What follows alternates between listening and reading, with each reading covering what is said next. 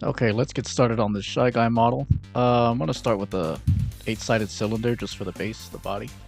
And this is another low poly. You'll see me, I changed the material color right here. I like to work with something like a soft color. But yeah, starting off with an 8-sided cylinder and just kind of rounding out the shape right here from the side view. That image you see in the corner, well yeah, that image you see right there off to the side is what I'm using for a reference. I could have just drawn a reference and like import the front and side views just to get more accurate detail, but usually I just like to eyeball stuff like this, especially if it's low poly. And so yeah, just blocking out the shape. Right here I bevel out the side right here and have like a 4-sided polygon for the arm. Just keep that like a diamond shape. I was just gonna have it like a square, but I figured, you know, that diamond shape right there kind of adds, kind of fakes some volume. Alright, so just rounding out the shape a little bit more. Here I'm just seeing just how tall the model is gonna be.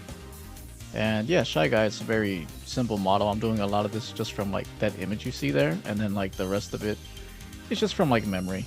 Yeah, like for the little hands, I was gonna give him like Kirby kind of hands at first, like for the arms, just have them like separate objects, but it doesn't hurt to for this particular model to just like have it connected. Alternatively, I would have just had those as separate objects and just like put those inside the body. But that works pretty well. Here I'm doing the mask. Use like a 10-sided circle, and I keep the triangle fan and the polygons in here. It's just using that, and then I'm just gonna stitch the basically stitch the polygons from the head, or where the face would be, onto the mask. Instead, like I'll position it close here, and then one by one I'll cut another loop there just to make sure I have enough vertices, and just one by one merge those vertices onto that circle. And then I can adjust the circle like that, push it in. So that's like how I do the mask. Again, I could probably have done that as a separate object, but I could just do like a hard edge around it. And I do want a bit more polygons because the mask of the Shyguy is a focal point of the design. It compensates for like, I feel like 2/3 of its body. It's real big. But yeah, so you'll see me just fixing up. I do have a triangle there, but that's okay for low poly. It's alright to have triangles. Right there, I'm just reducing some edge loops. And yeah, so right here I can afford to put another loop for the mask. So I bevel that vertices, like I bevel that vertex out. And yeah, just like putting a bit more volume on the mask at this point, just because again, it's an important part of the design. And here I just add like a hard edge just so that it can stand out. The bottom of this cloak here, that is, I was gonna leave that open at first. You can never see like underneath the Shyguy in the design, there's like a void. I imagine that's the same thing that's like if you were to take off that mask, it's just a black void. But I alternatively went to just like close that shape on the bottom. I was gonna keep it open at first, or maybe shell it out, but I think it's better for something like this to keep that closed. And here, getting these shoes on. The feet are like really simple. I should have probably started with a sphere, but it's just me taking a cube, rounding it out a little bit, just making some really low poly shoes. And for the feet also are pretty big for this design. And it depends. I've seen some designs where the feet don't stick out that much, but for this particular model, yeah, he's got pretty big feet, pretty big shoes here. So yeah, just a few more adjustments, just to make sure it fits underneath. I do expect to have some clipping there, so that's why I moved the polygons of the cloak a little bit, tilt those feet outwards, you know, just to, that will be the resting position. And here I'm just adding some material colors. I will be adding simple texture, but usually when I'm mostly 90 or 80% through with the model, I start to just lay down some placeholder materials, just so I can differentiate colors and stuff.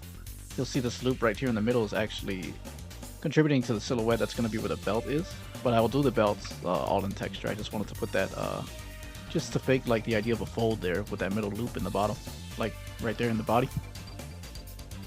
And here just doing some final adjustments, making sure my polygonal spacing is okay, and trying my hand at some topology even though this is low poly. You know, you still want to do some of these little adjustments. Looking at it now, though, I feel it could have been a lot more shorter. I could have like scaled it and crunched it down a bit just to make him look a bit more pudgier. But this particular Shyguy I made, he's kind of fit, kind of a bit more fit. Some designs in certain games, he is a bit more chunky. Yeah, here I'm just closing this part off. I actually changed that to a point, basically to like a peak point later on. And yeah, so the model's pretty much done at this point. I'm just making some final adjustments, and then I can move on to the unwrap. Here I'm just placing another hard edge around the shoe right there because the bottom of the feet, just so they're shaded differently. And yeah, so the model's pretty much finished here. But this is the base model, I am gonna move on to the unwrapping right now. And first things first is like, I need to place my seams, which is done pretty easily. And yeah, a lot of this is just like how you would map a character like old school wise, probably in like PlayStation era. I make sure to like take these UVs and kind of square them up as much as possible. And I use only a 128 by 64 texture map. I was gonna go with square, but halfway realizing it, I figured I'm not gonna use all that space, so I ended up just doing 128 by 64, placing it all on one map. All of the smaller parts you can see here they can all be considered like separate texture maps. Like I'm basically atlasing with these squares and rectangles. So like for instance, the head right there is I believe it's like a 64 by 24. Well, 24 by 64. But yeah, just very simple texture just to draw on right here. And you know, it's really nothing to it. As you can see here, simple texture. This is how you would texture like maybe DS or PlayStation. Is half the work is done through the unwrap, the other half is done adjusting the UVs off of the image you already painted within that square, within the image bounds. So it's a little half and half of that. And this is just like how I like to do it, especially when it's a very low poly. And now moving on to the armature here. Armature is just as simple as the model itself and the texture. Very simple. I have like two main bones for the body, one to control the top half, one to control the bottom half. 2 bones for the arms. I have 2 bones for the pointed hood up top because I want that to kind of move. And you'll see I also make some bones here like helper bones or adjustment bones on the cloak, like at the bottom of it, because if the feet are going to move, I expect some clipping to happen. And because he doesn't really have legs, he just has like 2 feet and then the void underneath. So I do have some helper bones, like adjustment bones outside on the bottom of the cloak just to minimize the clipping. I also put extra bones for the mask. So here's the rig done. Like once I have all my custom shapes and my constraints, you know, I got simple arms, very simple rig. I believe it uses like about 22 bones or something like that, maybe 23.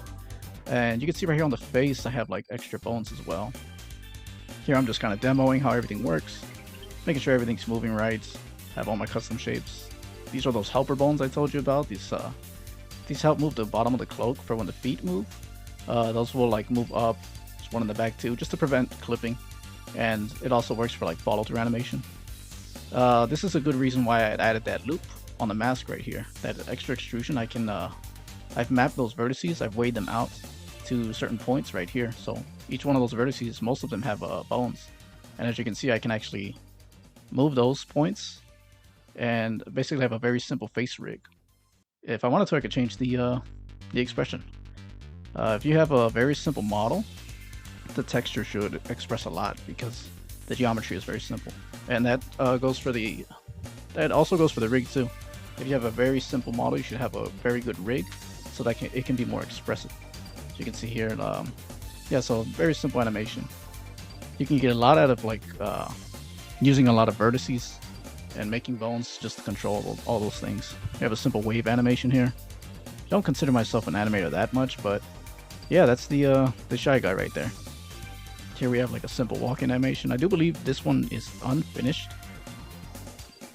Like I think his right foot kind of goes through the ground just a little bit more than I would like, but yeah. So that was a Shyguy model, low poly.